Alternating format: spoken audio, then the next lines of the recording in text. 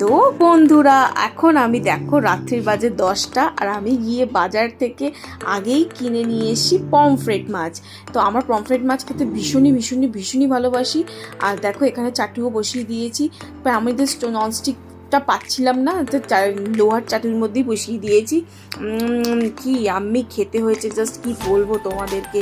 এখানে ফ্রাই করতে মশলা মাখিয়ে ম্যারিনেট করে রেখে দিয়েছিলাম, আর এখন ফ্রাই করতে বসিয়ে দিয়েছি। হালকা আছে আমি বানাচ্ছি আজকে পমফ্রেট ফ্রাইটা, উল্টে পাল্টে ভালো করে সুন্দর করে পমফ্রেট মাছটা করছিলাম। প্রথম মাছটা ভেজে আমি নিজেই খেয়ে নিয়েছিলাম, মানে আমার আর কন্ট্রোল হচ্ছিল না, জাস্ট কি বলবো, এত দুর্দান্ত খেতে হয়েছে, মানে আমি কথাও স্কিপ করে যাচ্ছি। আর এইটা হলো লাস্ট, মেকওভার দিয়ে সুন্দর করে সাজিয়েছি পমফ্রেট মাছটা। তো কেমন হয়েছে তোমরা কমেন্ট করে কিন্তু অবশ্যই জানিও আমার এই পমফ্রেট ফিশ ফ্রাইটা।